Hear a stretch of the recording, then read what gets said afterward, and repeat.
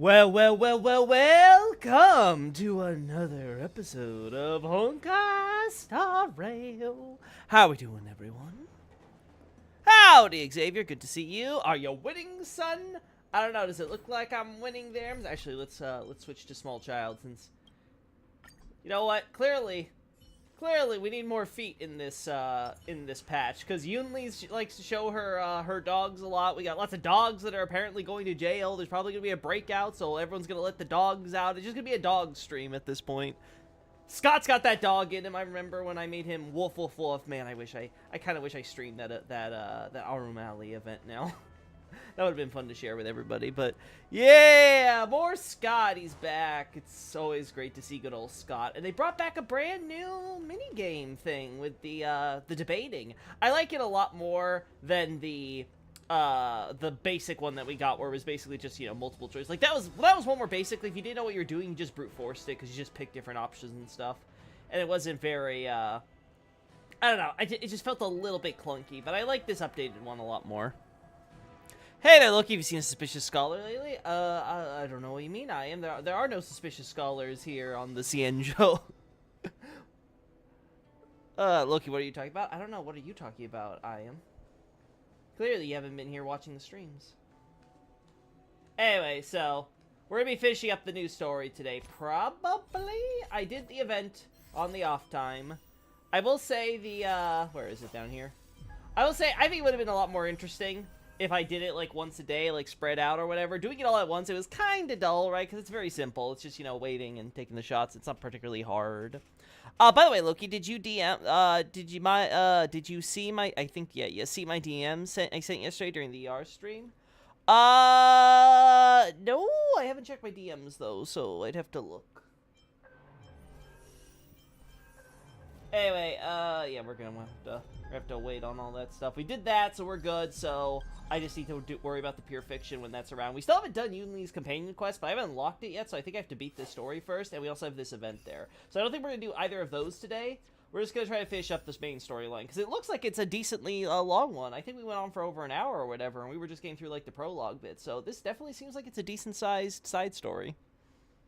I think I remember that being the case for the other ones, right? With 1.4 with the Topaz stuff, so that's not too surprising. But I'm almost at 1600k, so I almost have 10 pulls, plus I have 16 pulls here, and I can buy another 11 right now, so I'm gonna have plenty for pulling for Light Cone, so we'll see. I mean, Sparkle's Light Cone, I'm at the point where I should start getting, like, some losses on these Light Cone banners, because it's 75% chance, and I've won all 3 of my last 3 banner pulls I did, so we'll see. Let's see if I go 4 for 0. But until then, let's focus on the story stuff. And maybe we'll get the new areas and gameplay with it. Woo! How do they do that, actually? It looks... It has to be an effect on the floor, right? It's weird. It's got space to it. What? Earlier at the Palace of Astral, I introduced these guests from the Astral Express to you, Elder White. Oh, it's just more etymology. With all cool. the people around, we only exchanged pleasantries. Now, I'd like to officially introduce them to you. These 3 braved great dangers, accompanying me to perilous places, defeating the chief culprit Phantilia, Yeah! and uncovering the conspiracies of the disciples of Sanctus Medicus. If you wish to know more, please, feel free to ask us. Well, I skimmed through the reports about the Arbor's rebirth from the Master Diviner Fu Xuan. She's been summoned to the Yu Chui for questioning. Oh, Fu Xuan's not here. Okay. A lot of doubts within the Alliance about this whole situation. But despite all that, I believe in you. Aww. Since you joined the ranks, you have repeatedly achieved remarkable feats. After the High Cloud Quintet each went their separate ways, despite the many criticisms within the Alliance, the Marshal still stood firm against the dissenting voices and entrusted the Lawfu to you. Over the years, you've served the Alliance with loyalty and wisdom. You've taken down abominations in Thalassa, rescued the Xianzhou Yu Chui from a siege, and destroyed the demonic planet summoned by the denizens of abundance. I still remember those battles vividly. There are fools who doubt your loyalty. They're happy to see the divine foresight fail because it gives them some kind of sick satisfaction. They haven't achieved anything of their own, so they feed off the failures of others. But I've seen enough failures in my time, and I want to believe that your loyalty has never wavered. So, General Fei Xiao of the Yao Qing is the only one investigating the Ambrosial Arbor crisis on behalf of the Alliance? No. I am too. Oh. This old man's words always catch me off guard. The Marshal ordered me to come to the Xianzhou Laofu, but the document only says, attend the war dance and listen to Fei Xiao's questioning. Okay. Since the marshal's orders, do we need to step aside? Don't most people have feet? Yes, but bare feet there. No need for that. You're all important witnesses. The Marshal is well How aware accurate is the of pronunciation of genuine these Chinese purpose names in the and English hope. dub? I have no idea. Sometimes they vary on some Understands names, the so situation he is I think it facing. depends. She mentioned it because she believes both issues are important. Thanks for your kindness and sincerity, Elder Huayan. But is it appropriate to tell everyone here about the Marshal's orders? By introducing the Express's witnesses to me alone, aren't you aiming to discern the intentions behind both my actions and Fei Xiao's? And whether there's any discord between us? Well, since I'm being open and honest with you, I encourage you young folk to do the same. As for the Ambrosial Arbor crisis, all I need to do is listen. General Fei Xiao will be the one asking the questions. To be honest, I'm more concerned about the timely start of the war dance. Sounds like he's here to be a referee. Oh, by the way, I've prepared a gift for the war dance. Oh? Oh? What would that be? Hey, Yunli. What you doing, see? Look, Clara and better Clara. I will say, I do like Yunli's design. But my god, they really just said we're gonna power creep Clara in every way possible, even with feet.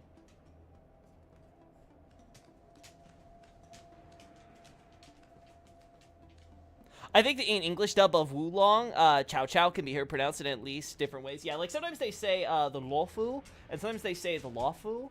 And I don't know which is the correct pronunciation. I imagine it's probably closer to Lofu, but for obviously American actors, it's easier to say Luofu. That's like my feeling, but I don't know. They seem pretty consistent with some names like Jinyuan or yeah, it's like Jinyuan or Juming. They kind of pronounce it between a J and a Z.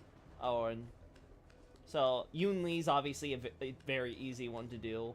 And there's a few others that are, you know, a little bit more similar to Japanese, at least for my ear, so it's easier for me to imagine how they're pronounced. But I really don't know. I'm not an expert on Chinese pronunciation or anything like that, right? Yes, it's this case right here. The case gleams with a muted luster, crafted from a material neither wood nor metal.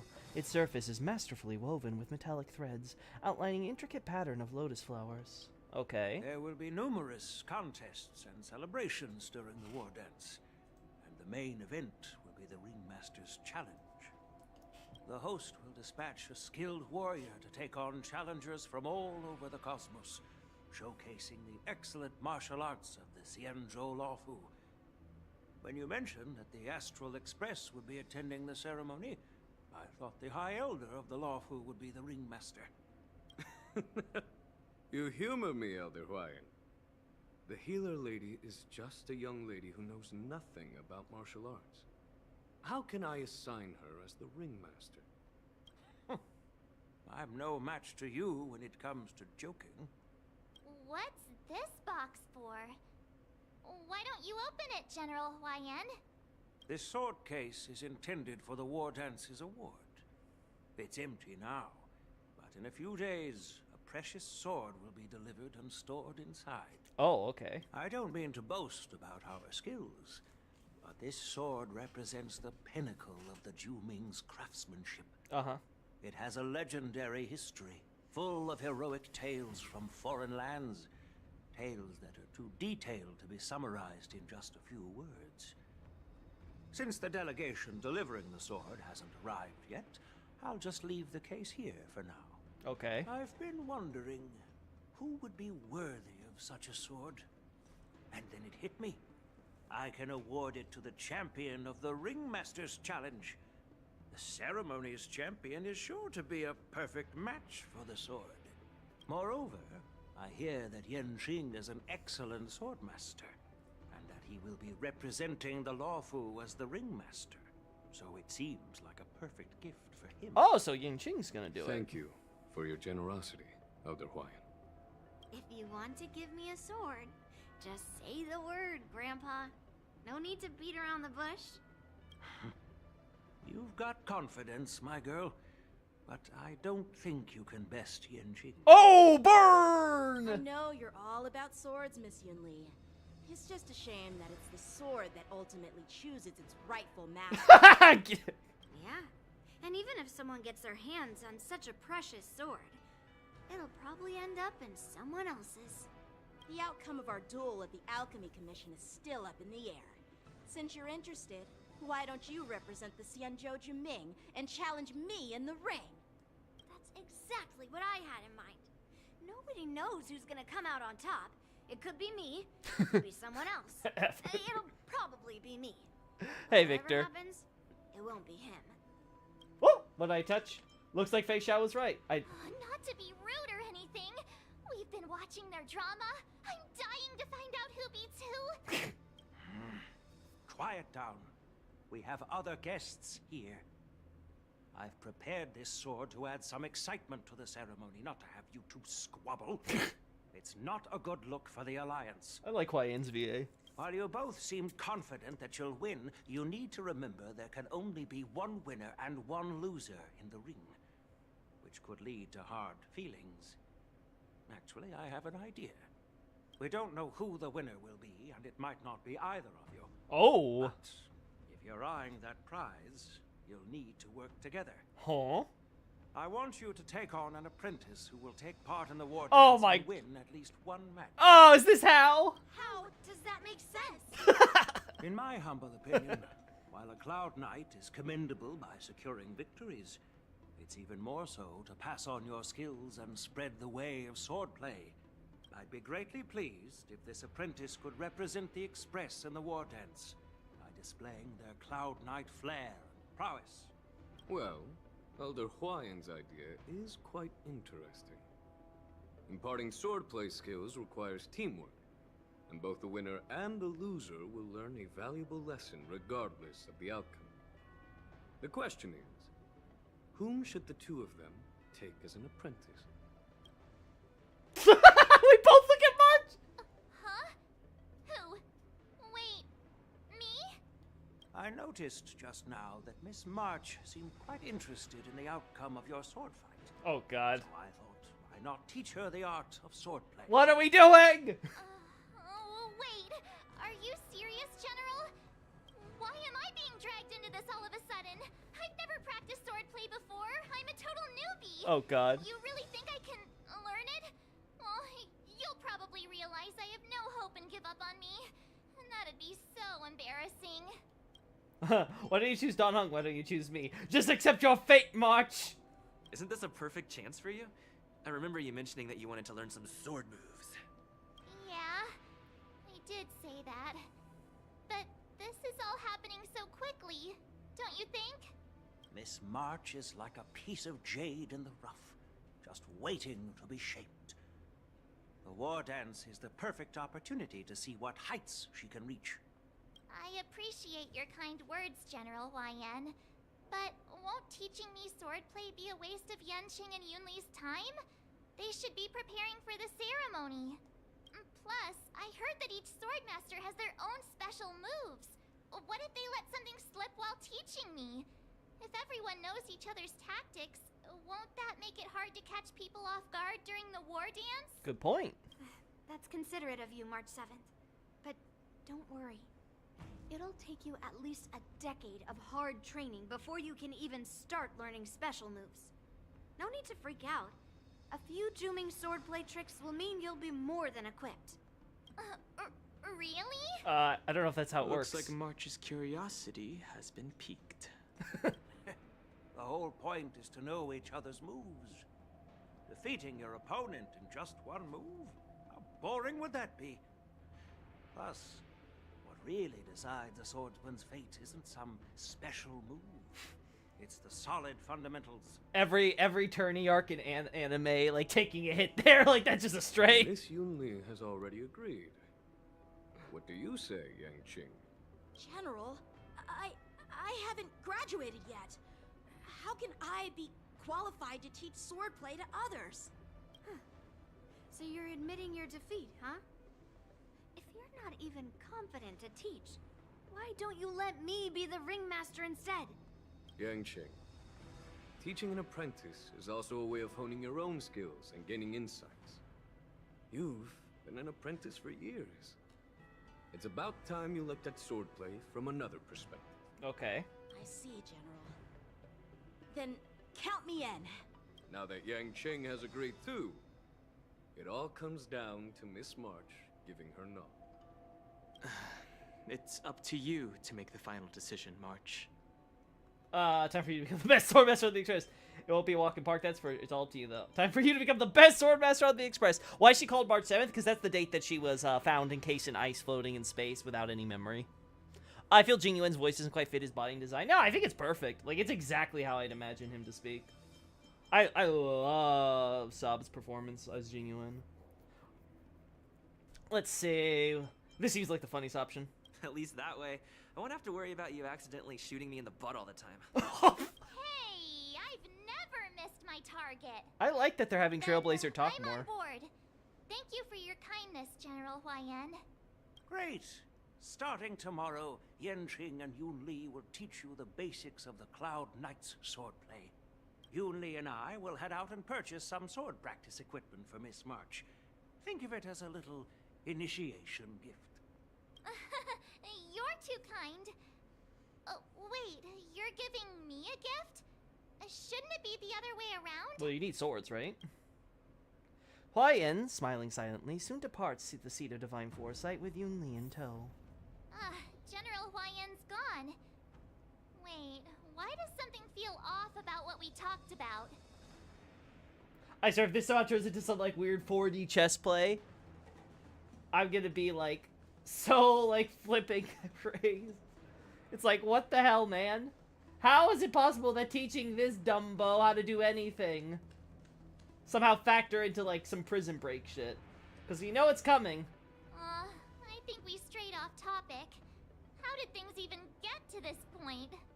Yeah, I brought you here because the General said he had some important matters to discuss. But how in the world did Yun Li and I suddenly become Miss March's swordplay mentors? Because General Huayan wants us to stick around on the Luofu for some time. But aren't we here to attend the ceremony anyway? But from his point of view, we're no different from all the other tourists who may leave at any time. Since the crew's actions were mentioned in the Luofu's operations log were given to the Alliance, he probably wants to see firsthand if we're as capable as the report claims, or if we're just some made-up excuse to save face. And he wants to see it for himself during the war dance, which is why he even dragged Yun Li into this. What began as a simple contest between two sword masters has now evolved into you two collaborating to mentor March. Elder Huayan is still that tricky general who likes to give everyone a headache. My apologies. Truth be told, I invited all of you to the ceremony because I wished for you to act as my witnesses. Uh-huh. I apologize for not disclosing this information earlier. What a shocker. In the coming weeks, I'll also invite all of you to a meeting with General Fei Xiao. where you may need to answer her questions and clear up any doubts she might have. So please, be prepared for the meeting. Mm-hmm. Or she's just pack up and leave tonight. Did we do something wrong? We really did save the Lawfu, so why do you want to sneak off like we're fugitives? Because why do we gotta deal with this crap? Don't worry. No matter what happens, I'll stay here as a witness and answer any questions she might have. Aw, Dan Heng, why? Why you gotta be goody two shoes? Thank you, everyone. General, I know there isn't much I can do to share your burden, Oh. but Hmm? as the Lawfu Ringmaster, I won't let anyone defeat me in the war dance. I know. Oh. Like father, like son. In Arum Alley, Fei Xiao meets with her old comrade-in-arms, who The illustrious... whom she hasn't seen for many years. The illustrious Miss Merlin's claw waiting for me? And for so long, too? It's quite an honor. It's been a while, General Fei Xiao. It's been 30 years since we last saw each other. Right, Yukong? Oh, that you guys didn't part on a happy note then. Yes. Back then, you were the vanguard of the Yao Qing's Verdant Knights, and I was a pilot of the Law Fu's Rainbow Orbit Fleet. Who would have thought that upon meeting again, you'd be a general, and I'd have given up flying? Really does feel like a lifetime ago. Wargame should have that feature, Well, yeah, for I sure. wouldn't say I haven't seen you in 30 years. After all, your great victories are announced through the Yellow Bell resonance system every day. So I'm well aware of your great feats. How's your health holding up? Still stable, I suppose.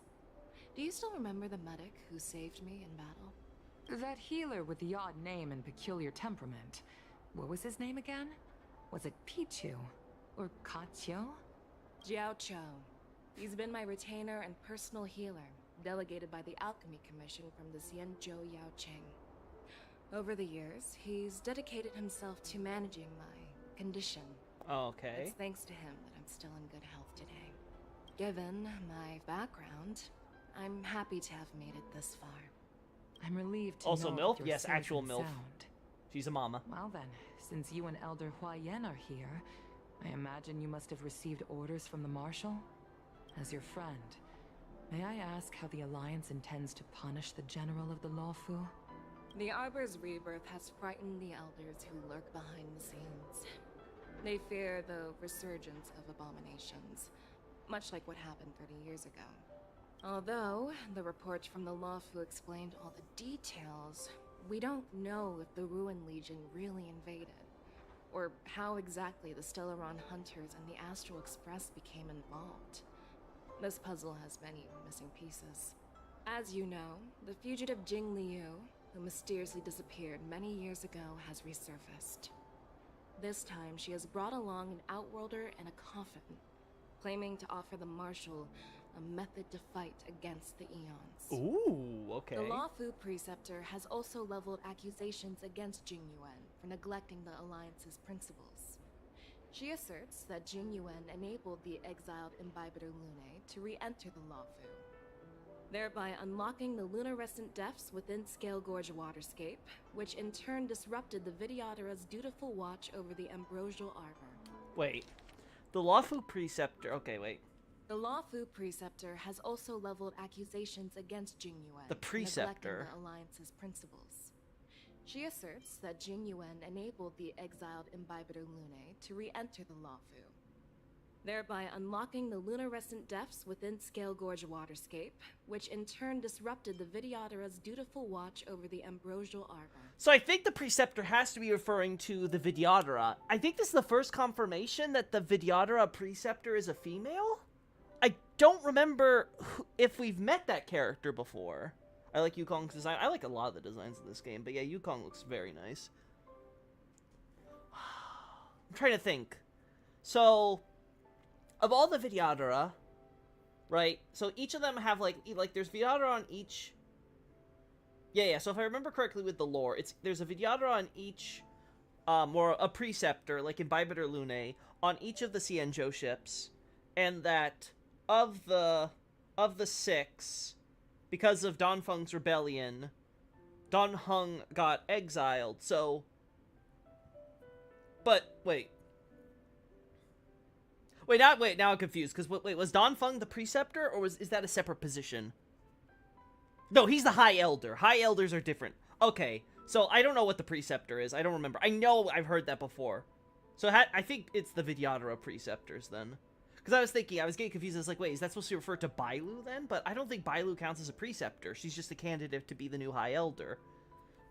I'm gonna have to recheck the lore for that, because I do not this part's slightly confusing me, because I don't remember the exact position the preceptors had. I thought they were like a council or something, the Vidyadhara, but now it's sounding like they're singling out one, so. It is for these reasons that I have come here to the Luofu today. Okay. Well, duty calls. Perhaps I shouldn't have mentioned all of this to an uninvolved person, but since we once fought together, I didn't want to keep you in the dark. Perhaps pretending you didn't hear any of this would be for the best. I understand. I'm sorry. I was out of line. I know I shouldn't be defending General Jingyuan right now, but... well, you know how I am.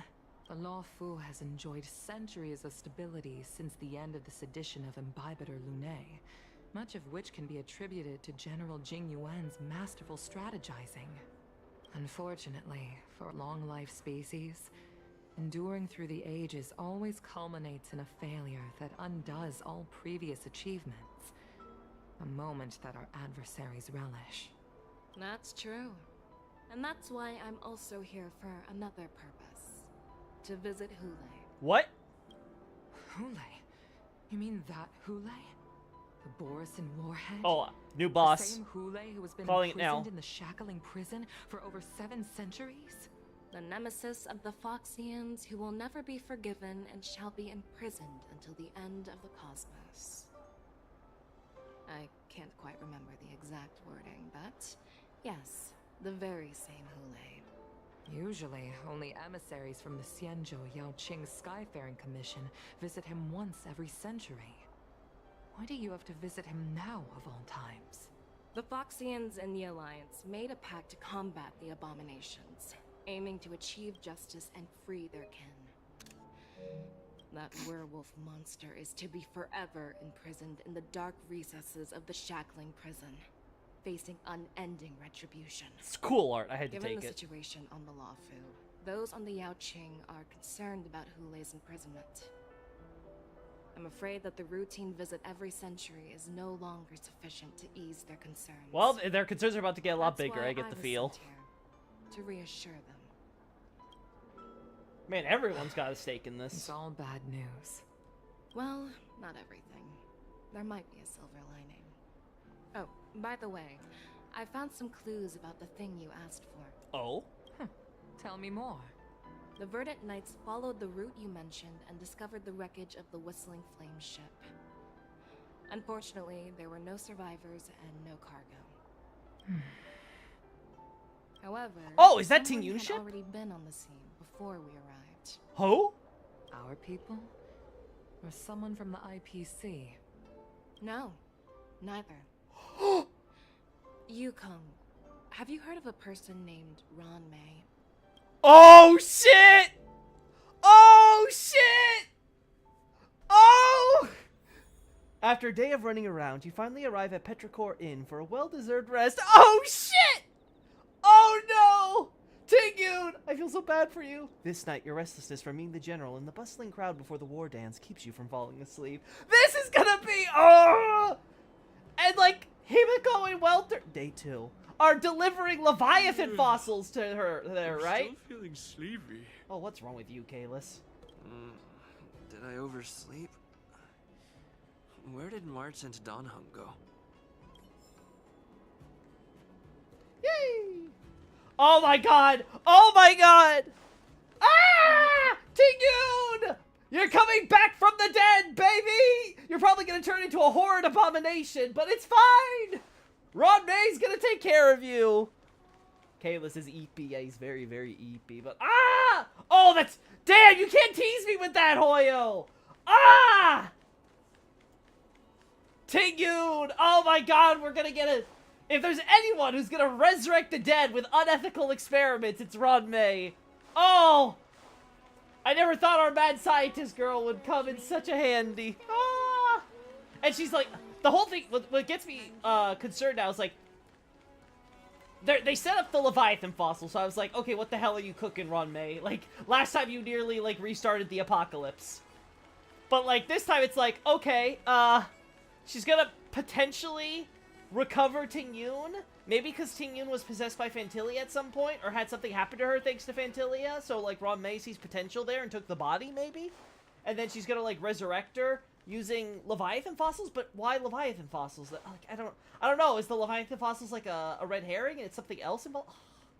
I have so many questions! Oh. Damn, like, forget whatever's happening in this story. I need to see what's going on with Ting-Yun. There you are. Why are you here too, Yanqing? What kind of master waits on their apprentice's doorstep, March? Show some respect to your master. It's an honor to learn from you, Master Yanqing. Oh, wow, you don't even address me? Oh, in all those immersions and novels I watched, when apprentices want to pay their respects to their masters, they usually bring fancy gifts, kneel, and bow. Oh, God. I'm really sorry, but I haven't prepared anything yet. What's the Chinese equivalent of a weeb? Hey, why are you blushing, Master Yanqing? Okay, that... This is, the first time someone has called me master. I need to, get used to it. Let me make it clear. Cheap. Swordplay training is about improving your body, mind, and strength. It's not a casual game you can master overnight. I promised General Huayan that I'd teach you Cloud Knight swordplay, so you can participate in the war dance and defeat at least one opponent. I'll do my best. But if you break your master's rules... What will you do? March is always a good girl. What will you do? Is it too late for regrets? I'm already regretting my impulsive decision. Honestly, I'm not sure what I'll do either. Because I've never been a teacher before. So, Miss March, please behave and don't skip classes. Or complain. You need to toughen up and train her properly, Master Yanqing. Don't go easy on her. You're so heartless. By the way, where's Yunli?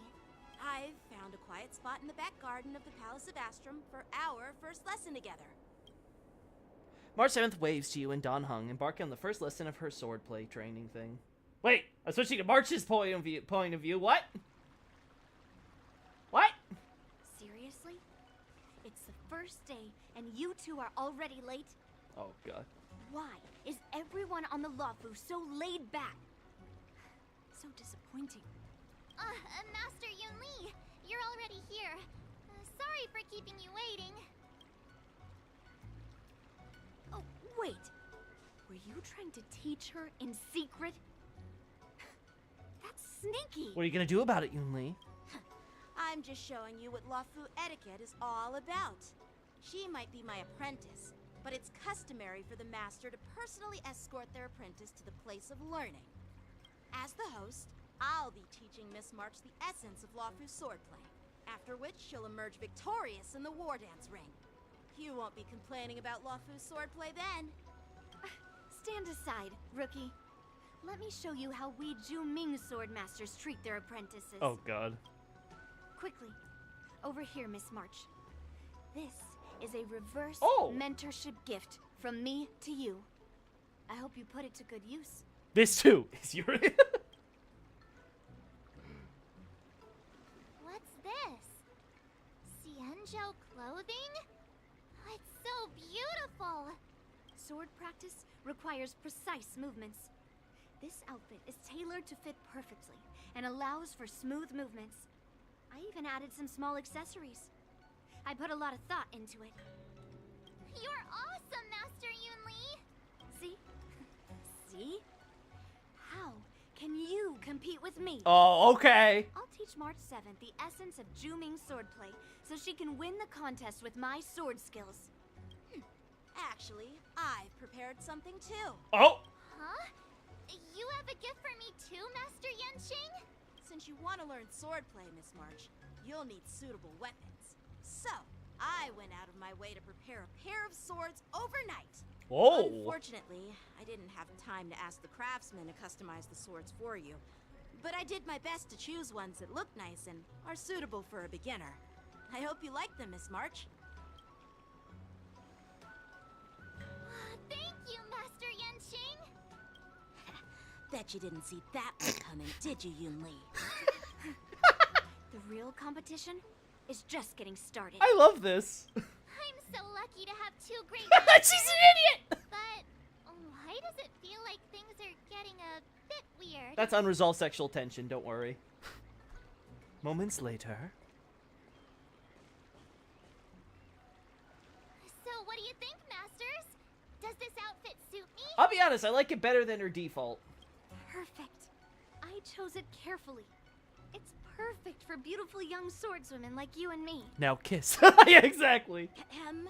Alright, let's get started with the training. I love the enemies to lovers trope. Cloud Knight instructor I've brought in. For your first lesson, try exchanging a couple of moves with him. Wait. We're having actual combat training for the first lesson? Isn't that a bit too intense? Well, I heard you have some experience with archery and martial arts. The first thing we're going to do is see just how strong your fundamentals are. Come on, step forward and strike with the sword in the most natural way you can think of. It's important for us to grasp your natural movements so we can decide where to start and what you need to learn. If you're ready, let's begin. Okay. Full Metal Jacket arc. An autumnal shine of blade. Autumnal? I'll be honest, it's the first time I've seen that word. I guess if you pronounce it autumn, it has to be autumnal? No, nope, that still doesn't roll off the tongue naturally to me. No, nothing over here, huh? Alright, let's get started with the training. The person next to me is a Cloud Knight instructor I've brought in. For your first lesson, try exchanging a couple of moves with him. Well, I heard you have some experience with archery and martial arts. Mm-hmm. Come on, step forward and strike with the sword in the most... Okay. Okay. Okay. Master's gift with eager expectations. Uh-huh.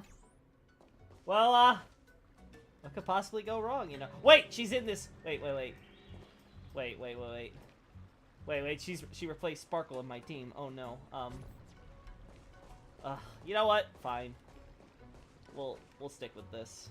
What's the worst that could happen? Wait. What's her... I should be looking at her abilities. Oh. They're not letting me look at March's... Wow.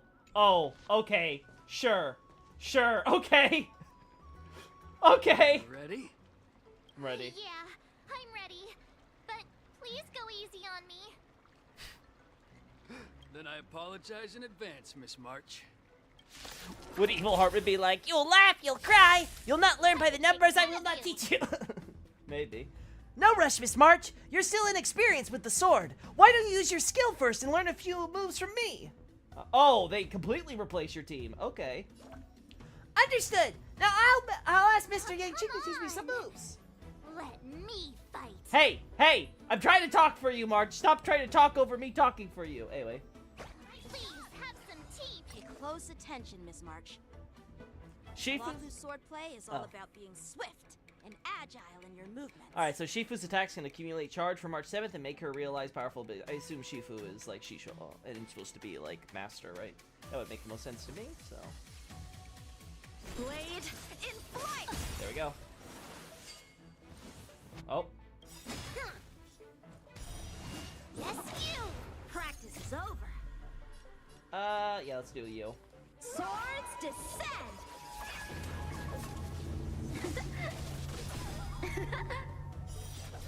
Boom.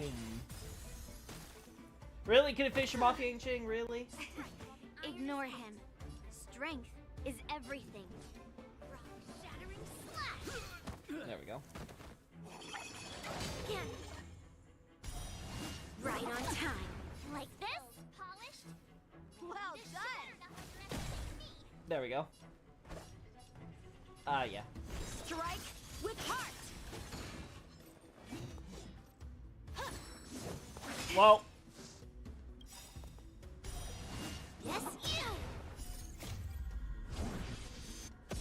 I don't think we're gonna need Time this. for some sword play! Ha! I'm starting to get the hang of it. Oh, Run, mountains, fall! never mind. So, how many of my moves can you block? There we go. Blade in flight! That's how a true master does it. Oh god, so she has an enhance now. With a true heart and focused mind. Here I come. Only one? Damn. Right on time. Oh my god. Ugh. Gonna show me what you're made of? I guess? Right on time. Time for sword play. Strike with heart. Descend to earth. Well, How many can you block? Practice is over. break. Swords descend.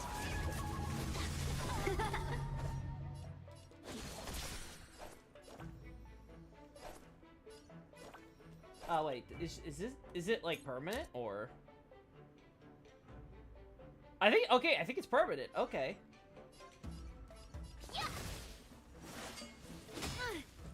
Yes, you. Right on time. Time for sword play. Yeah. Blade and flight. I'll redo this early. Melt. Leap through clouds. Oh no, that fish. Okay, we didn't get to see March's ult. Okay. That feat is doing massive damage. Yep. I didn't expect the first lesson to be so intense. Yeah, I think I like this new outfit too. Miss March has quick hands and a flexible body. She's a perfect fit for practicing Lawfu swordplay.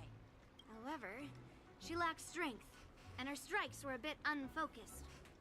But don't worry, that's totally normal for beginners. Uh-huh. Once she starts practicing Juming swordplay, she'll make heaps of progress. Given the situation, I believe Miss March should start by working on her footwork. Seriously, do you actually know anything about swordplay, or what? I could ask you the same thing. Dual swords require agility. So what's more important than footwork? Instead of focusing on her strengths, we should address her weaknesses. The drawback of wielding two swords is not generating enough force. What good is being quick on your feet if you don't have strength? It's not like we're dancing here. Skilled sword masters know how to play to their strengths and work on their weaknesses. Start with what you're good at, then tackle your weaknesses. That's the right way to learn. You're quite the theorist, huh? Theorist? You claim to be able to talk to swords. So what does that make you? A lunatic? Hey, it's only my first lesson, and you're already Feetwork, let's arguing. go! Come on, calm down, masters. I'll have to improve both my footwork and strength anyway, so it doesn't matter which one comes first. But it does matter. Just listen to me, March 7th. Aww. They're gonna get married, chat. Thus begins the journey of March 7th sword training.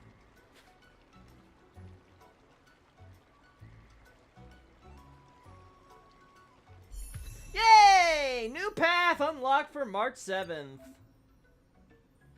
Alright, let's switch. That's cute. That's cute. I wonder if that's how we're gonna get the, because she had that skin in, that brief section in Topaz's, storyline on Belobog. So I'm wondering if, like, that costume's gonna get unlocked when we go back to Belobog for that festival that we skipped because of Topaz and all that. But that's cool. Got this nice little support hunt style for March as a DPS. Looks like she's more sub DPS. Oh god. Like, March, I'm gonna be real with you. I don't have any light cones I can give you. My other characters are using them all. So, like, I guess we'll put on ratios, because why not? Oh god, what is all this? Oh god, yeah, I'd have to invest, and you know, March, you know what,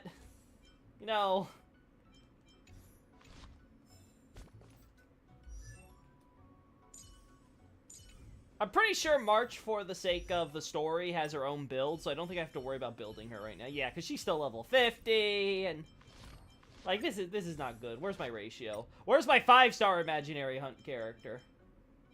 Ratio, there you are. There you are, good doctor. Yeah, let's give you back here. Let's give this back to you. March cries in spring. Alright. She's gonna be a strong feat warrior as Godric intended. Alright. Time marches on and days turn to more. Dear Himeko, Mr. Yang, and Pom Pom, we're all good here on the Xianzhou Lafu, so no need to worry. I love Yun Li in the By background way, eating. How's your trip going? As for me, I've somehow become the apprentice to 2 Cloud Knight sword masters, and I've been honing my sword skills with their guidance. One of them is Yanqing, the boy we've all met before. The other is Yun Li, the granddaughter Yeah, of bring out the General goat Huan Yan ratio. from the Xianzhou Juming. Both masters are super strict, giving me a real taste of how hard sword training can be. I tried to drag him into this, but he refused.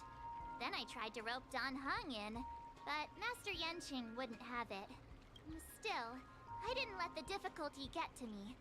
In just a few weeks, my sword skills have improved a lot. Both my masters think I have unique talents in swordplay, and are literally fighting each other to teach me their skills. Thanks to their guidance, I've actually made some progress. When I get back to the Express, I'll definitely show off my skills and impress you all. Looking forward to your reply. Yours, March 7th. Days and nights fly by in the delve as the war dance fast approaches. That crafting needs work! Under the strict supervision of her 2 masters, March 7th trains tirelessly, almost developing tennis elbow. On that day after the sword training, I want to believe, Loki. I want to believe. Well done. Let's call it a day.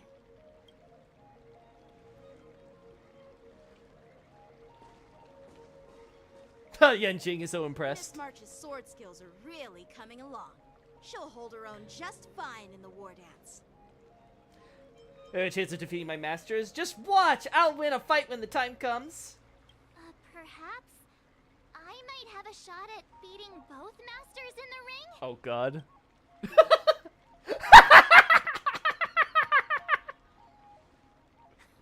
Get real. You've only been practicing for a short while. How could that possibly happen? Listen, give her a break. She has 2 brain cells. Your talent, Miss March, if you dedicate a few more decades to training, you might eventually be able to defeat Yun Li. Decades? But I'll be an old lady by then. No. Should be immortal. Like the rest of them. Can you believe it? March 7th has actually become a pretty decent swordmaster in such a short time. Now I understand why Grandpa always had a grin on his face while training me. Are you sure he wasn't laughing at you? Oh, shut up. It's all thanks to your amazing guidance, masters. Miss March, you're really getting the hang of wielding dual swords. If you're keen on advancing, trying out different Xianzhou blades can improve your touch. Oh, let me see. Which sword is the most powerful? Single sword? Great sword? Or maybe a flying sword? There's no such thing as the most powerful sword. It's all about the skill of the swordmaster. Yanqing wields several flying swords, while I only wield one. But remember how I kicked his butt at the Alchemy Commission? Hey, we won that contest! First, you didn't kick my butt. Second, you'll never kick my butt. Third, how about we settle this right now and see who kicks whose butt? Yeah, I'm up for that. And if I kick your butt, you'll drop out of the war dance. Deal?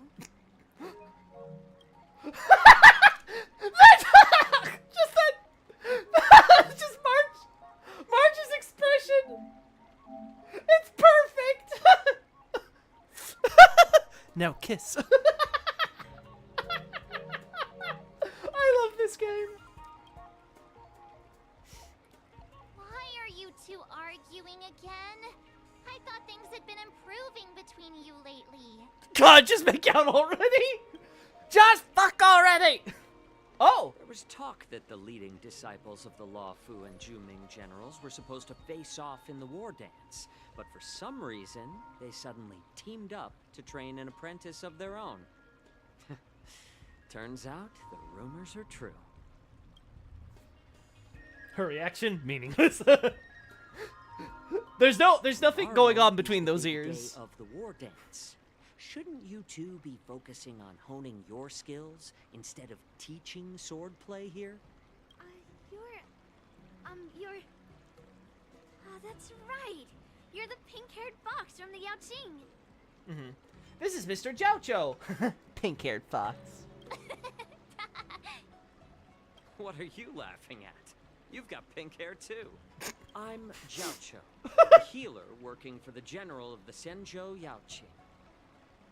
Ah, got it. So you're the participant attending the war dance on behalf They're of the children, Yaoqing. Loki. And you were Wait, trying actually, to sneak a peek are at our they? training? Because they're like supposed to be. Wait. Actually, you know what? You're probably right. Because they have to be like at least 15, right? At least like I don't care how many hundreds of years they're supposed to be. They have to be at least like 15 or something, right? I have to imagine. So yeah, you're probably right. Sorry for the misunderstanding. I don't know anything about martial arts. I'm just here Hey, we on gotta the go see you general's there. orders to take care of some official business. I didn't mean to interrupt your training. I'll be on my way. Okay. If you know nothing about martial arts, why were you smirking earlier? Well, my curiosity got the better of me, I suppose. When I heard Miss March's pondering about what to learn, I couldn't help but wander over. From my professional experience, cleavers, slicers, chopping knives, and carving knives are all just tools. Kind of like frying, sautéing, boiling, and deep frying in cooking. They're just ways for people to show off their skills. How you use them really depends on the ingredients you're working with. I think it's a little different with fighting, you know? It's like your sword teaching methods. If you align your ingredient, in other words, your apprentice's natural tendencies, with the right cooking method, by which I mean the teaching method that best suits her, she'll make double the progress in half the time. For example, golden eggplant tastes best when fried, cloud peppers when stir-fried, and yellow boulder beef when simmered. It's all about discovering the nature of the ingredients. I mean, apprentice. All I got from that is he's into vor. I'm getting hungry, I'm getting hungry, I'm getting hungry! God, I love this game. All this talk about food is making me hungry.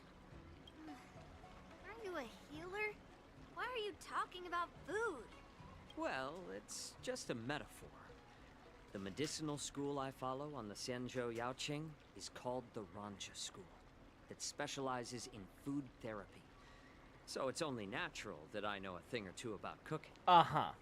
So, you're the general's cook? I'm a healer. But anyway... He's a healer who doesn't heal in his kit. Interested in health doesn't make for a good advisor. Fine. Call me a cook if you want. You burned the kitchen, Jiaoqiu. Go back.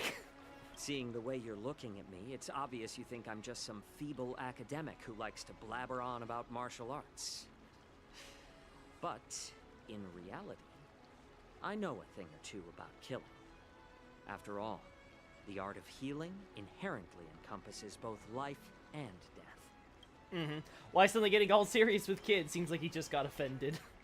Seriously? Trying to save face in front of kids? Ugh. Do you recognize this bottle of medicine in my hand? No? This is called Tumble Dust. Uh-huh. An extract from an exotic flower named Yabra. Ugh, is it poison? Well, it depends on how it's used. With just one drop, it's able to numb a patient's body during surgery, making them painless throughout the entire process. However, increase the dose or the potency, and it'll slow the metabolism, making the blood thin and resulting in the loss of all senses. Even long-life species cannot escape its effects. This thing can save lives or take them. It's more powerful than the swords in your hands. Swords can stab right now. I don't think you're gonna be able to poison any of us at the moment. Just want to point out there, Jiao Cho. That may be so, but still, I prefer settling things with a sword than, you know. Huh. Looks like I did get you all wrong. You're not a feeble scholar, but a sinister and despicable one. Hey, why the insults all of a sudden? I'm just sharing some medical knowledge here, not persuading you to poison anyone. Seems like you get real excited when talking about poison. I can't tell if that's an honorable thing or sinister. Picture this. Two individuals. The one standing is full of malice. The other lying down is honorable and righteous. How can the one who's lying down label the one standing as sinister? In the throes of combat, where life and death hinge on a singular moment, Oh, he opened his eyes. every idea fades into nothingness. The only thing that matters is staying alive. Surviving the battlefield reshapes all notions of worth, be it integrity or treachery. In my eyes, their significance is negligible. Perhaps you've underestimated Yunli and me, Mr. Jiao Cho. We may be young, but we've seen our fair share of war. Well, I don't know about Yun Li, but... Well, then you should know that the war dance is nothing more than a contest. So why are you so focused on it? When I was appointed as the ringmaster for the war dance, I asked the general, we Cloud Knights are supposed to charge into the fray and slay enemies. Why do we have to swing swords in a ring just to please an audience? And this is how the general replied. To unsheath your sword in a ring is no different than on the battlefield, as your sword reveals the might of all Cloud Knights. The war dance is the perfect chance to showcase martial virtue and forge alliances from all over the cosmos. When we unsheath the sword without drawing blood, we not only display our might, but also the martial virtue of the Cloud Knights. That's quite an insightful statement, Yanqing. Well, my apologies for being so short-sighted. I've been on the Luofu for quite some time, but I haven't had the chance to see the ceremony venue for myself yet. Hearing you speak so highly of it has piqued my curiosity. Would you mind showing me around? You want to see the Sky Splitter ship where the war dance will be held? Let's Okay. go! I bet Yun Li and Miss March haven't seen it either, right? Well then, I'll give you all a tour. Okay, new area?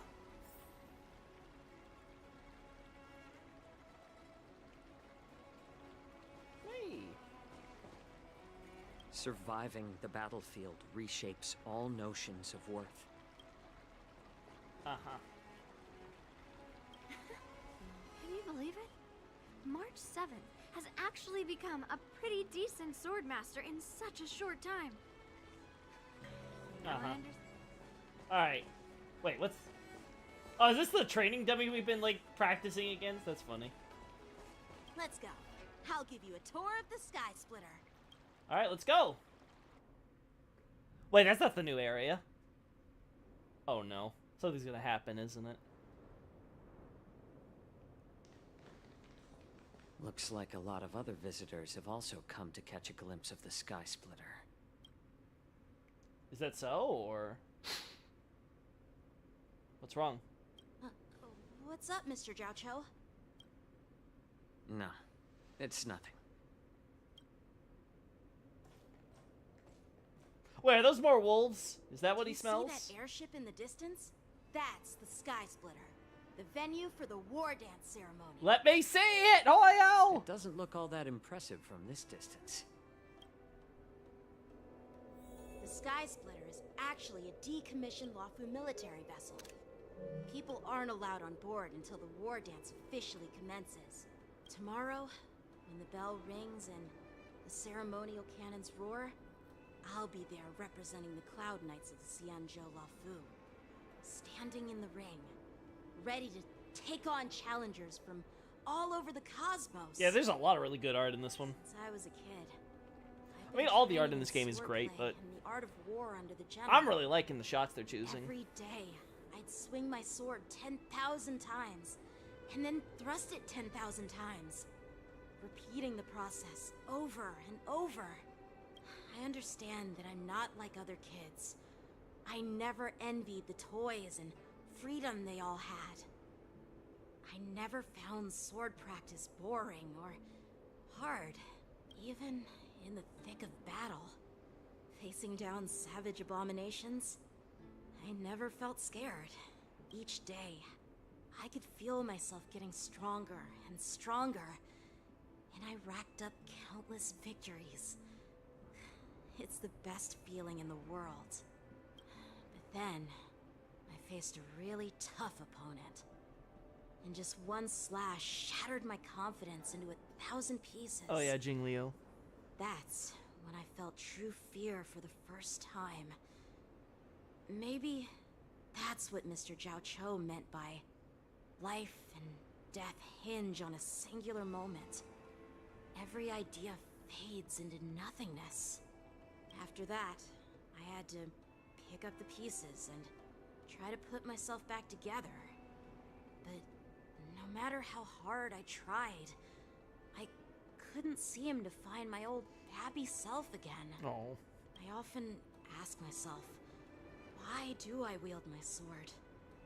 If defeat is inevitable, why do I continue to fight? Is it to reclaim the joy of victory? To meet the General's expectations? Or to secure my honor among the Cloud Knights? While the General could teach me the art of swordplay, he couldn't teach me why I should keep on going. He said the reason must come from within myself. I've been struggling to find that reason, but after talking with you, Mr. Jiao Cho, I think I already have that reason in mind. As a member of the Cloud Knights and the General's apprentice, I've had a weight on my shoulders. And I know there's still more to shoulder. But when I wield my sword, it feels like I'm letting go of everything. I love the feeling of giving it my all, facing any obstacle in front of me, pressing forward. That's why I wield my sword. Oh, Yanqing. So young, yet so grown up. By the way, how old are you exactly? Oh wow, good, yeah. Age doesn't really matter. Come on! All sword masters will understand how I feel. I get it. Looks like all the kids on the Luofu live tough lives. So, how about you, Miss Yunli? It's not polite to ask a girl her age, no matter which Xianzhou ship you're on. I'm not asking your age. I'm asking if you have a dream like Yanqing has. You don't talk like a cook. You sound more like a TV host or something. It doesn't matter. He said it. He said the thing. I don't know about that. Need I repeat myself again? I'm a healer. Well, I don't have a dream like Yanqing does. The only reason I'm participating in the Ringmaster's Challenge is because I made a promise to my grandfather that I'd win the precious sword he's contributed to the war dance. Sounds like that mind of yours is just filled with swords. I bet you've got nothing better on your mind. My father was a craftsman on the Xianzhou Juming. Because of his foolishness, many innocent people fell victim to the cursed swords he forged. Out of context, okay. Since I was a kid. Also, her dad made the cursed swords. Okay, I thought her parents would be like killed by them or something. Giving them a sword is no different than being cruel to the innocent. So, whenever I come across someone unworthy of a sword, I can't help but want to take it away from them. Given that Yanqing is the war dance ringmaster, I'm stepping up to challenge him. To ensure the precious sword doesn't fall into the hands of an unworthy master. Hey, what do you mean by an unworthy master? I see. It's not easy for kids on the Juming either. Well, it's better to have a reason for wielding a sword than to be lost and confused. I've saved countless Cloud Knights in my life, and there are plenty of exceptional warriors, just like the two of you. What happened, Mr. Jiao Cho? Oh, nothing. I was just reminded of some old friends and old tales. Judging from my professional perspective as a healer, both of you possess remarkable vitality. Your energies flow like raging fires and mighty gales. The upcoming fight will definitely be impressive. Well, we've seen the Sky Splitter and toured the Stargazer Navalia. I guess it's time to say goodbye for now. What? You're leaving already? But you haven't asked me about my dream. I've been working hard too, you know. It's getting late, Miss March. Unlike you lot, I'm a grown-up bound by responsibilities and duties. The tasks entrusted to me by the General won't complete themselves. By the way, Yanqing, is it normal to have so many people wandering around in an automated area like the Stargazer Navalia? Actually, this is a restricted area. But since you're all guests, I made an exception, so you could take a look around. Oh, Yanqing, you naughty boy, why? Don't break rules like that! Understand. Ah! Well, You were being such a I'll good take boy, my too. I wish you both the best of luck in the ring tomorrow. The General's gonna kick your butt! Jiao Cho waves and then leaves. Don't make the General sad, Yanqing! Don't take guests to restricted areas! Seriously, I just spent so much time thinking about my dream, but he didn't even ask me. Uh-huh. Now that we're done with our tour of the Sky Splitter, shall we continue with our training? A little far away to get Why back don't to we doing that, huh? Take a day off. Yeah, I would agree. What? You want to secretly practice swordplay by yourself? Dream on. You know cramming before a fight never works out. For some reason, seeing the Sky Splitter has boosted my confidence. So, I've decided to conserve my strength for tomorrow. Wait, is it already tomorrow? All right. I'll take you out of the Stargazer Navalia. Did I miss something? Did they say it's tomorrow?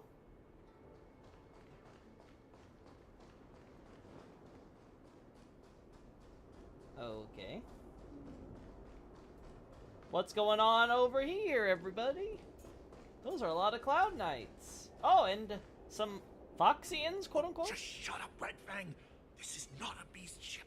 I need some time to take care of things. You willingly donned the skin of a lowly beast to join this mission, dedicating yourself to our glorious cause. And now you're telling me you can't handle it? Do you realize how many ships we need? I'm doing my best, all right? It takes time to figure all this out. When the guns go off tomorrow, all eyes will be on it. That'll be our only chance. How's that? Who's there?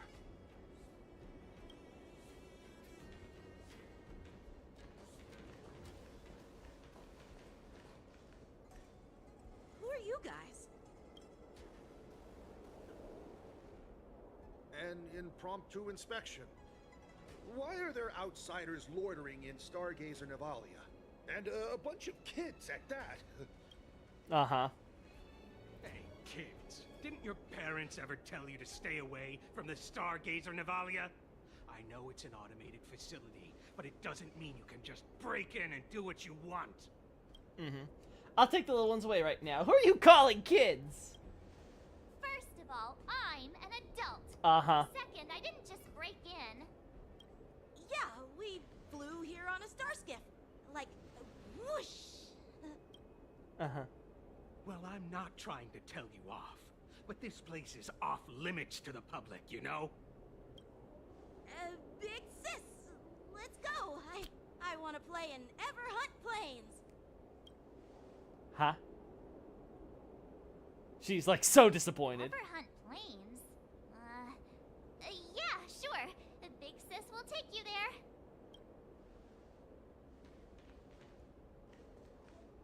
Shuha! You should have let me. Shh, the overhaul is done, and everything looks good. We should leave. Uh-huh.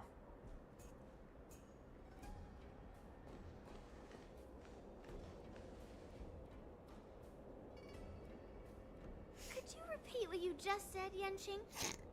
What did I say? Big sis, let's go. I want to play in Everhunt Plains. Come on. Can't you read the room? Something is definitely off about the 3 people we just met. Yeah, anyone could see that. I just wanted to hear you say it again. That pink-haired fox tried to say something. I'm pretty sure he sensed something fishy. Since he's not familiar with this place, he just dropped us a hint. But you didn't seem to be paying attention at all. I knew that from the beginning. Mm-hmm. That Cloud Knight didn't recognize Master Yanqing. Looks like they were tampering with the Starskip production line, huh? That Cloud Knight didn't recognize Master Yanqing at all. That's really weird. What? Is he famous on the Luofu or something? Not even the Cloud Knights on the Juming, who all know my glorious name. Oh, God. Might recognize my face. You have a point. A Cloud Knight, a member from the Skyfaring Commission, and a craftsman. They're from various departments, and the reason for the overhaul seems legit. But one of them blurted out some weird language just now. Did you hear that? Yeah, don't we have a universal translator? I have a feeling that if we secretly tail them, we'll definitely catch these guys in the act. Follow my lead, and be careful not to blow our cover. Does it not have Borison? Do we not automatically translate Borison? Never mind who they are. Let's just film them. Alright. During this mission, more conditions need to be met to complete the photo shoot. Acquire objective, listen in the top corner. Blah, blah. Yeah, okay, that's fun. With 4 zoom. Oh, nope. Okay. Can't go far away, gotcha. Yeah! Okay. We should have just killed those lowly beasts. Those little brats won't take up much space. There are boxes all over this place. Just dump them into one and no one will notice. Cut the theatrics, Grulok. Even the slightest slip-up could interfere with Lord Moktok's plans. So where are we heading next? To check the freight skiffs. We've got a lot of preparations to do. Also, don't forget to take those crates with you. Weapons, supplies. We've got to be well prepared. Otherwise, we're screwed. So, are they smugglers?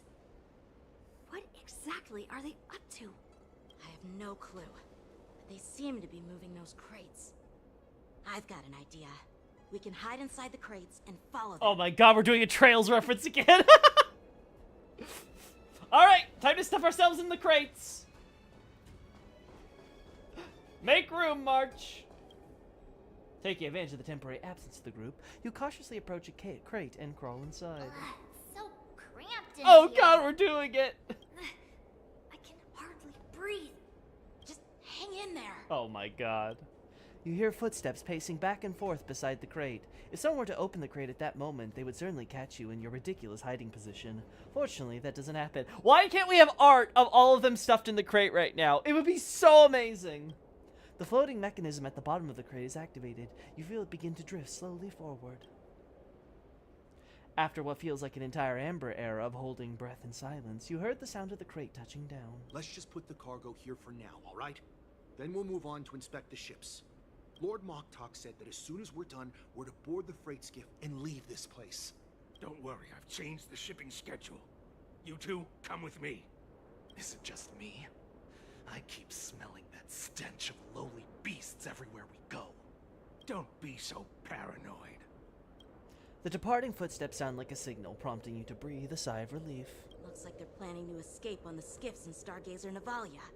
They keep talking about their plans, but where do they come from? And what do they want to do on the Xianzhou? They're definitely up to something bad. Wait, they disappeared. Let's catch up to them.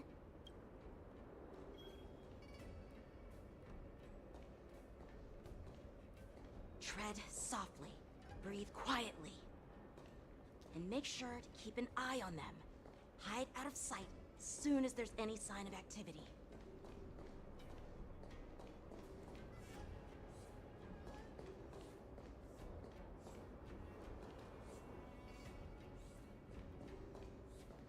Uh-huh.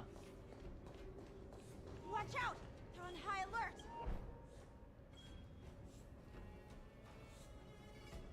Didn't think we'd have this minigame again, to be honest. I haven't seen this since Lucas Quest, I'm pretty sure. I actually like, though, that they're bringing it back, so it's not just a one-off thing.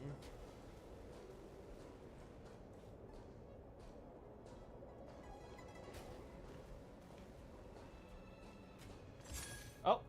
Don't be so paranoid. We're running out of time. Get over here! Shuhard, I'm coming!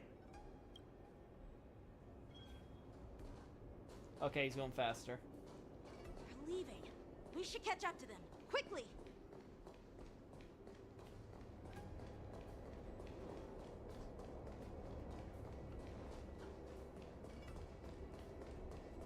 Oh.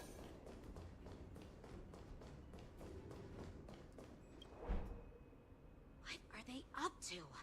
They're all wearing official uniforms, but I'm pretty sure they're not members of the Skyfaring Commission, the Artisanship Commission, or the Cloud Knights. This is way too suspicious.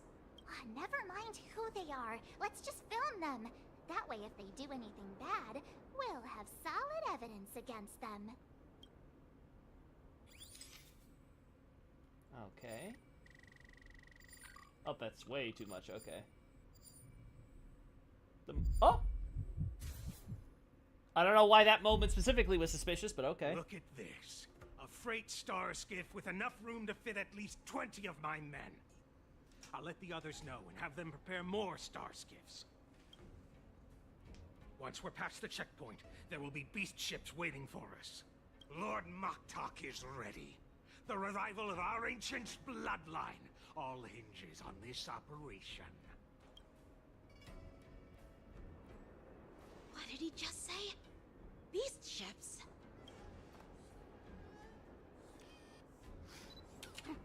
Who's there? He heard that? It's those brats! I told you to get rid of them, but you didn't listen, you idiot! Wipe them all out! Oh! For city customers. Adusa! Die, you lowly beasts! Ready to shine.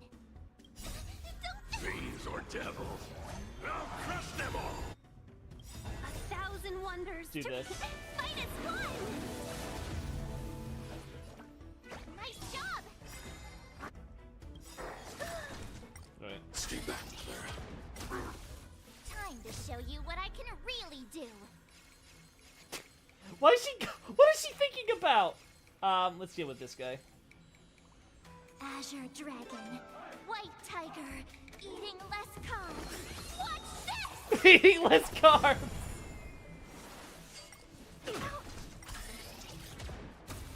Beautiful. to protect everyone too. Help me, Mr. Sparrow! I can do this! Protect! Thanks. I'll never forget you. Oh. Yeah, I need to be brave. Annihilate. Mission command. Oh, that's death. I could take 10 of you.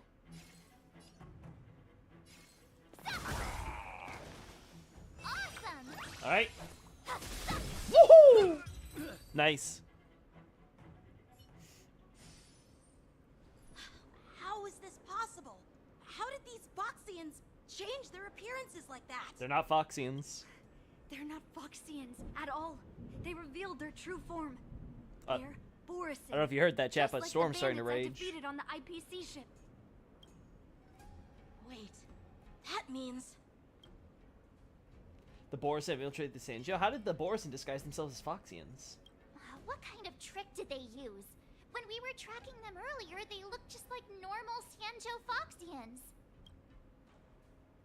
it's not just a simple disguise of wearing our clothing and shaving their whiskers.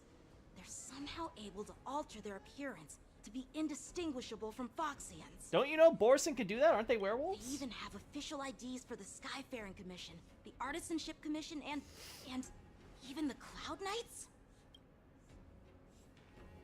Let me check this fake Cloud Knight's tag. Maybe it'll give us some clues. Lujun, an officer of the Patrol Defense Squad? Wait! What's the matter? I encountered a patrol officer named Lujun before. It was a few weeks ago, when we were transporting the Borisson prisoners. If they can forge official identities and move around the Xianzhou without raising suspicion... Oh no, this is bad. Even worse. If you find one cockroach on the Express, it usually means...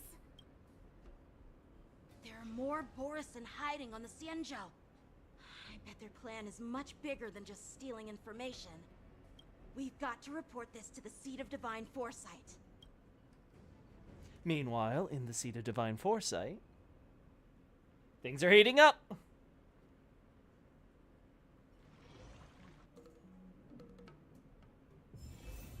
Woo!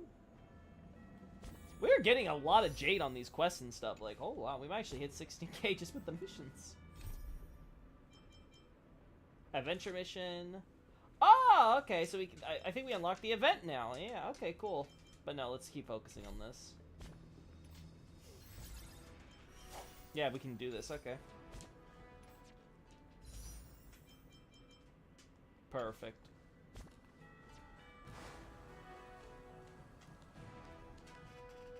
Hey, Rusty. Rusty. The dog's gonna, like, screw with my cables. Lay down here, buddy. Lay down. I think he's scared because of the rain. One second, chat.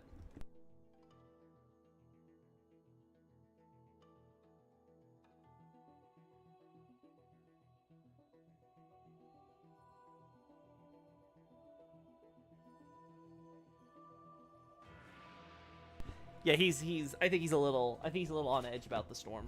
Mr. Svarog! Oh. Oh! There we go. What's going on over here? What have we been doing for a few weeks? I am glad to finally meet you in person, guests from the Astral Express. I'm Fei Xiao, the general of the Xianzhou Yaoqing. Oh, this is when we're gonna sit in, right? We said we would. Let me introduce our guest to you. The one dressed in green. He's the reincarnation of Imbibitor Lune, and the person behind him is the newest member of the crew. I've heard a lot about you. Outside the reports from the Law Fu, the Skyfaring Commission of the Yaoqing has also gathered plenty of information about both of you. I've been eager to meet you face to face for reasons that I'm sure General Jing Yuan has explained, right? Uh-huh. Yeah, we're here to answer your questions as witnesses. General Jing didn't tell us about your intention at all. You hear about the Ambrosial Arbor's resurrection, no?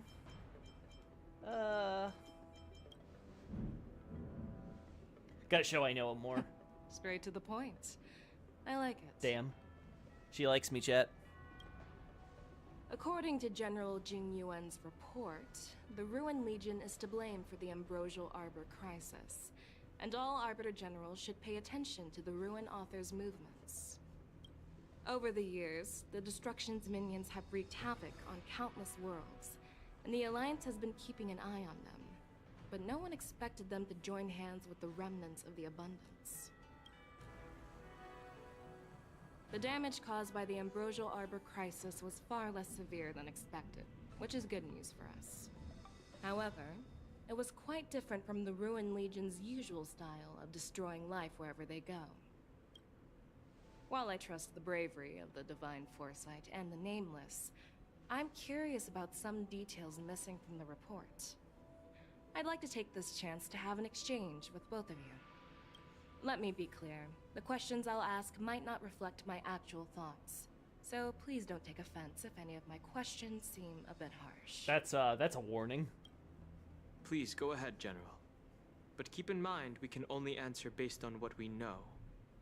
And perhaps you already have the answers to your questions in your heart. You have a clever tongue. I like it. Negotiation. The Merlin's claw is quite articulate. Right now, her intentions are unknown, and Jing Yuan wants us to be honest. Maybe I'll just stick to the facts we know. We'll see. Let's cut to the chase. Before the crisis struck, the Astral Express was guided here by a Stellaron hunter, a wanted felon, in an attempt to resolve the Stellaron crisis. However, everyone in the cosmos knows of the Stellaron hunter's reputation. So, why did you place so much trust in them? Could it be that some of you have a connection with them? Let's see. Double the results. Yeah. Suddenly fix your gaze on the Merlin's claw, a trace of a provocative smile playing at the corners of your mouth. Oh, face offers a slight smile, displaying no anger. Alright. It all comes down to the Stellaron. We're the good guys. Raise your suspicion about your relationship with the Stellaron Hunters. Talk about Elio's prophecy. Raise her suspicion about your relationship with the Stellaron Hunters. Let's see. You know what? Maybe I do have a connection with Stellaron Hunters. Oh, now that's interesting. Looks like you're quite close to the Stellaron Hunters. Oh, damn. However, I must warn you that they are wanted felons. While I appreciate your honesty, being honest about this topic might make you look suspicious to some, you know? Okay, being honest may be a little too much. Let's move on to the next question. The report suggests that Don Shu, the master of the Disciples of Sanctus Medicus, colluded with the Lord Ravager and used the power of the Stellaron to resurrect the Ambrosial Arbor. But here's the thing. Don Shu was just a chief alchemist. Even if she colluded with our enemies and summoned the Stellaron, how did she manage to bypass the Videodora guards around the Ambrosial Arbor? I personally met Don Shu. The preceptors of the Luofu seem suspicious. The exile of Viper Illuminae is what led to this claim. He refused to answer anything. I personally met Don. I personally met Don Shu once. Her closest friend was killed during the war on the Fanghu, and she harbored deep hatred towards the Hunt. So she spent years making preparations in the Alchemy Commission, in order to take revenge on the Xianzhou. Revenge is also a form of the Hunt. However, that doesn't explain how she managed to bring the Stellaron into the Scale Gorge waterscape, which was guarded by the Videodora. Well, you should ask Don Shu herself for the answer. Unfortunately, Don Shu is dead, and even her corpse has crumbled into ash. That's one less clue we can pursue. According to the report, Lord Ravager Phantilia is the mastermind behind the entire conspiracy. She disguised herself as an ambassador of the Skyfaring Commission and traveled with you, only to vanish without a trace later on. It seems too convenient to label her as a scapegoat. Phantilia was eager to obtain the power of the principal. Phantilia is a Heliobuzz. Who witnessed everything firsthand, refused to answer anything. Phantilia is a Helio, but let's see.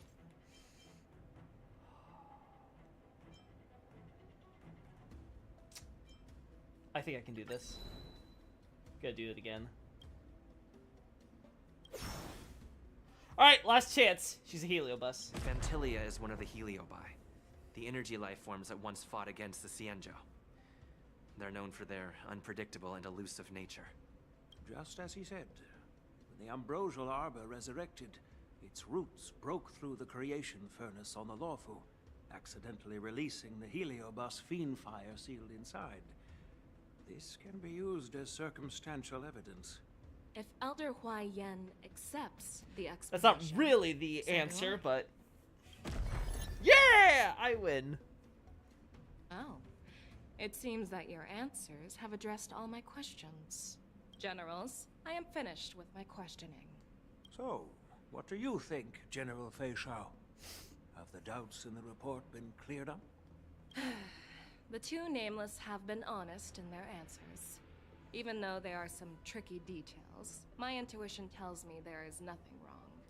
However, the 3 questions I posed earlier were not just for the Nameless, but for you too, General Jing Yuan. First, the disciples of Sanctus Medicus grew uninterrupted on the Law Fu, yet the 6 charioteers were not aware of it. That was a dereliction of duty.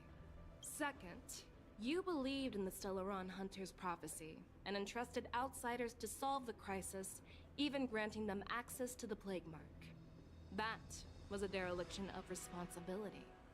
Third, you insist on holding the war dance right after the Ambrosial Arbor crisis, putting the Lawfu back in the spotlight.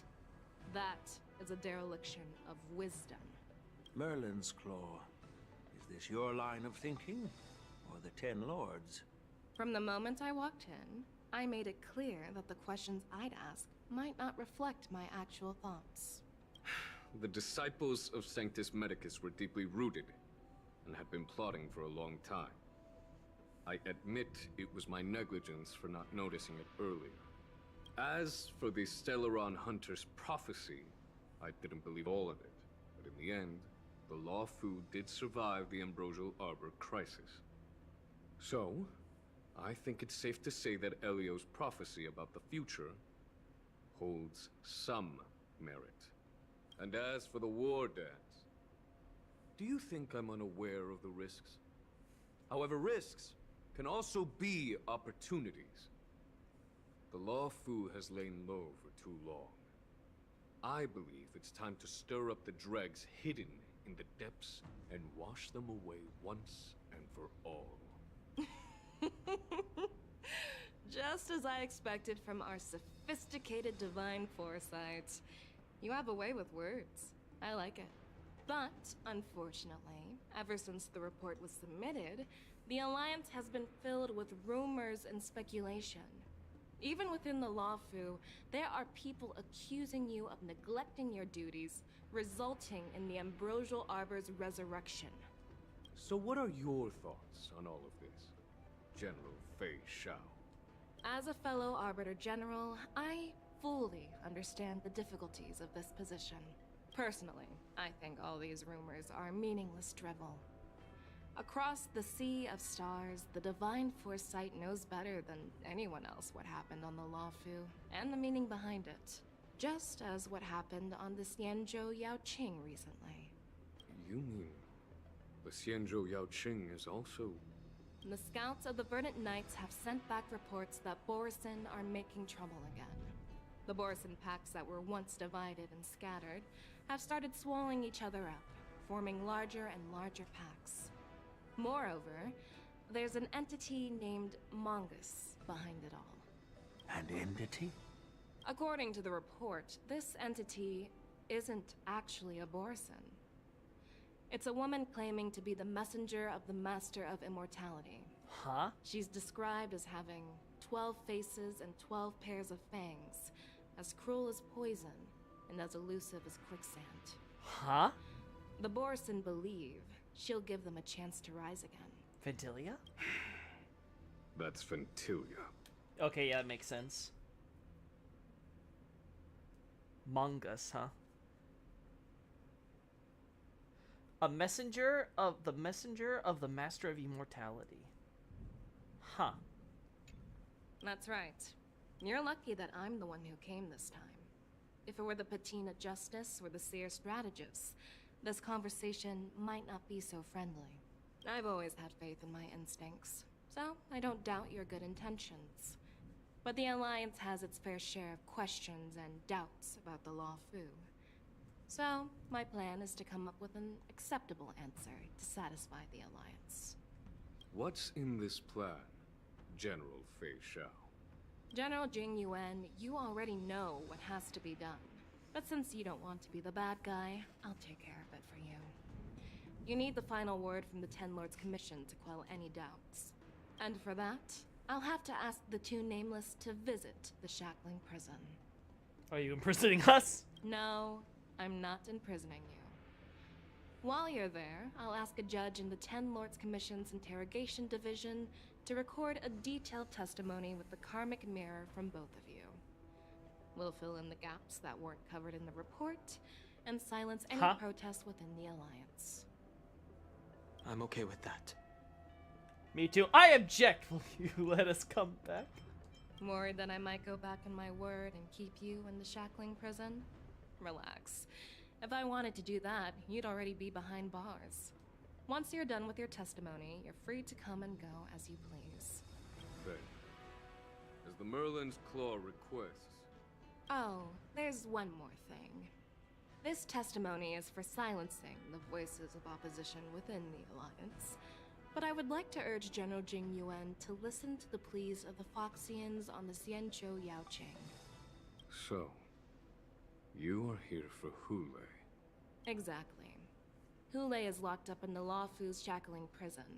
Since he is the Broodlord of the Borisin, I want to transfer him onto the Xianzhou Yaoqing and imprison him there. The recent movements of the Borisin suggest they're planning something big, so we must act preemptively. Well, I think you're a little late on that. It makes sense to have the Foxians keep an eye on their arch-nemesis. Since you trust my judgment, I'll repay that trust. What do you think about all this, General Huayan? I was worried this would turn into a heated argument, but it seems like both of you are on the same page, solving each other's problems. I couldn't have asked for a better outcome.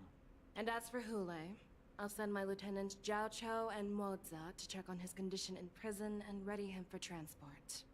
If there are no more questions, shall we get this started? Well. Oh! New lore! Zhao Cho's consumable prescription. Hey, Qingzu. Well, I'm glad we managed to talk this out. Fei Xiao gives you a once-over, and despite lacking any apparent reason, you feel scrutinized as if she were sizing up an opponent. Do you actually believe in the Stellaron Hunter's prophecy? I do. Yes, I do. That's why I'm here. I understand. Do you really believe us? What are you looking at? You're definitely a unique individual.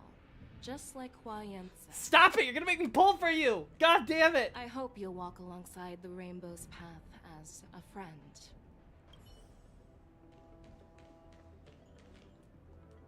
I'm really sorry about all this. But the testimony in the Shackling Prison won't take up much of your time. I'll call for a messenger to take you to the Interrogation Division. You just need to give your testimony, and then you can head back. So no need to worry. As you wish, General. Let's get going. Sometime later, a star skiff carries you and Dan Heng to a place that looks strikingly familiar. As General Jing Yuan requested, everything is prepared for your arrival, and I am here to receive you. The judges at the Interrogation Division also know your purpose in coming. Huh.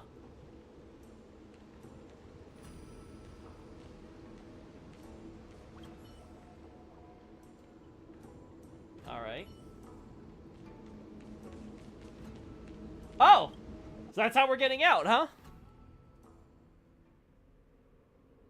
The Shackling Prison. I didn't expect to be back here after all these years. Dan Heng. Don't worry about me. If you're ready, I'll open the gate for you. This is the entrance to his ways. The shackling prison inside the Stale Gorge Waterscape too. Once I step through that door, I'll be inside the prison. Yeah. Well, technically, the shackling prison is spread out across multiple delves, and the ancient sea is just where they overlap. Please, come on in, dear guests. All right.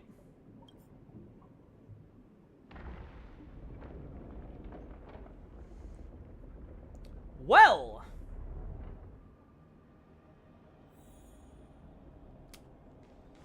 Huh. Huh.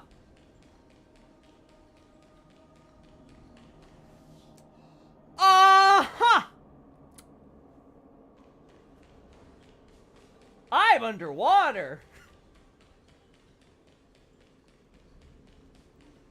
Man, this is unsettling. Hey, Rumatons. Hey, ladies.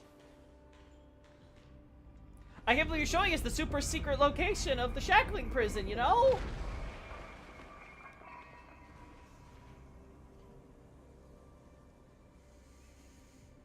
Well.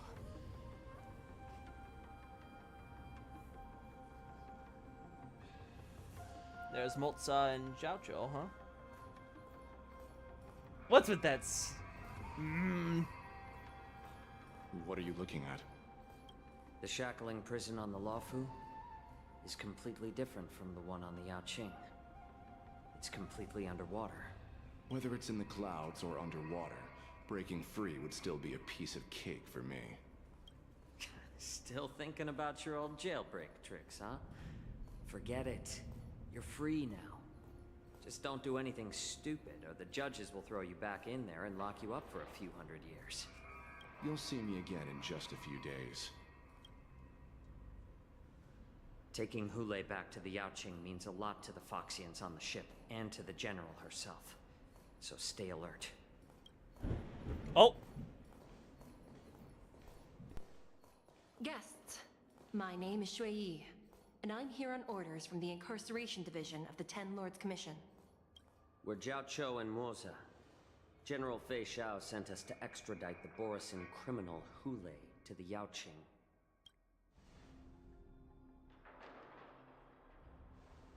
We're here to inspect the conditions of his imprisonment and make preparations for the handover and transportation. I assume you've been briefed, Your Honor. Your visit request has been approved. I'll be your guide for this trip. Prisoner Hule, the warhead and brood lord of the Borisin Abominations of Abundance and the arch-nemesis of the Foxians, is responsible for 2,123 wars of aggression and countless associated crimes. Due to his heinous acts, he has been imprisoned in the depths of the shackling prison and subjected to the punishment of the Forest of Swords until the end of time. He shall never be pardoned. No need to repeat his crimes and sentence, Your Honor. He is the greatest enemy of us Foxians.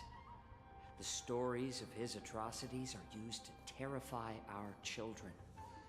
I'm well aware of every crime he's committed. Let's move on to the next step. When it comes to visiting criminals, there are rules in place to ensure your safety. I know you've heard legends about Hule since you were children, but your knowledge about him is likely very limited. Only the judges of the Ten Lords Commission truly know what kind of abomination is locked up at the bottom of the shackling prison. It has been centuries since Jing Liu, the former sword champion of the Luofu, captured Hule. And during all those years, we never provided him with any food. Yet he somehow managed to stay alive. It defies all the documented physical characteristics of the Borisin. The Forest of Swords, forged by the Punishment Division, is a device of intense torment, used to execute sinful abominations. Most Borisin die within 3 days in the forest, but Hule is different. Every time the blades pierce him, his body instantly heals. Despite the brutal punishment, he somehow manages to survive. The complex rules are there because of his abnormal characteristics. Do you understand now? I apologize for any offense caused. Please continue, Your Honor. I've given you the instructions regarding Hule's visitation. Please make sure you read them carefully. Okay. Prisoner Hule. Summary of crimes. The Borisin Warhead, a denizen of abundance, accountable for numerous acts of invasions, associated war crimes, accountable for the long-term enslavement of Foxians and utilizing their blood for alchemical purposes. Ooh, that sounds dark. Detention method. This prisoner must be subject to the punishment of the Forest of Swords and never be pardoned. They must be transferred to different locations on a regular basis. Their shackles must be checked for sturdiness during the transfer, and the air filters in their new cell must be intact and functional. The confinement of this prisoner is the foundation of the alliance between the Xianzhou and the Foxians. Any individual objecting to this sentence should be punished for sowing discord. Ooh, ouch. Anyone who contacts or converses with this prisoner must take poison-proof pellets or wear a breathing mask equipped with a filter cartridge to counteract the effects of lupatoxin. The prisoner's place of detention must be changed on a yearly basis, and the new location must remain unknown to individuals below the rank of Cloud Knight Lieutenant or Judge. Do not mention Jingliu when conversing with this prisoner. So they change his cell like every year? Oh. And please, take this pellet before proceeding. No, I'm not taking random medicine. Then you won't be allowed to visit Hule. Just swallow it already. Hule is like all Borisin. He can release a pheromone called lupatoxin that induces fear. Thousands of years ago, we Foxians were enslaved by the Borisin. Not because we were naturally weaker, but because of their lupatoxin. This pill is for our own mental well-being. I understand. I knew you were a reasonable person. Now that we've taken the medicine, let's proceed.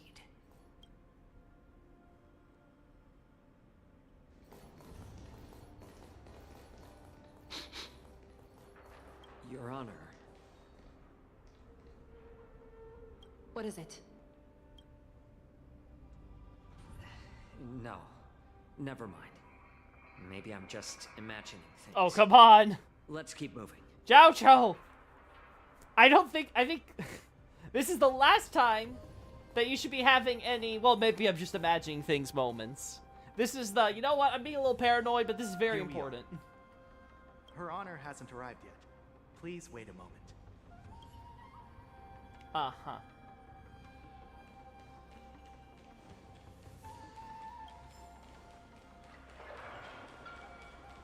Oh, chest. Nice. Her Honor hasn't arrived yet. Oh, come on. Please wait a moment. Let me explore! This place. Oh. It's still as cold as it used to be. Are you okay, Dan Heng? Sorry. I was just reminiscing about some unpleasant memories. If you can't escape your past, we're always here for you. Thank you. It's all my fault that you were involved in the Xianzhou's problems. You shouldn't have to see the inside of the shackling prison.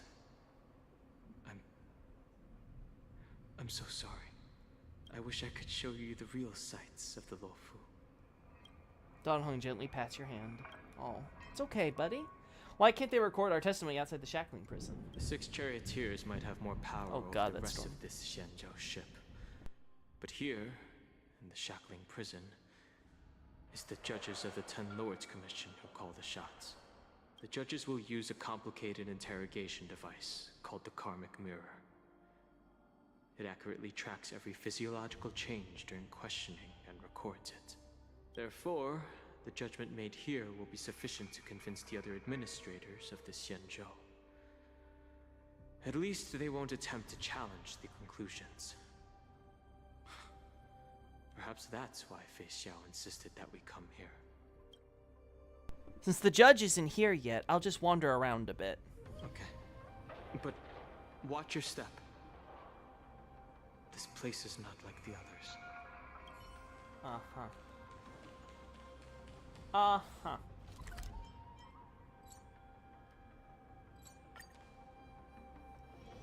Okay, no. They're making sure that you can't cheat and start exploring before they give you the freedom to. Damn. Damn. Unfortunate. Alright, in that case, chat, I think we're going to call it here, because the storm is getting loud. I don't want disrupting, like, the dialogue or the scenes anymore or anything like that, right? So, I don't know if you guys can hear it on the mic or anything, but I don't want to take any risks. It's going to be distracting me at least and stuff. Plus, who knows? We could have a power outage or like a million things could happen that could break the stream. So I'm just going to call it here. I want to thank you guys for joining me as we continue with the storyline. We're like, I thought we would be like full prison break by now, but we're still at the build up, but we're hitting that boiling point. So we'll have to see. Soon we know all hell's going to break loose and it's going to be murder and mayhem. So I'm looking forward to it. See you guys then. Bye-bye.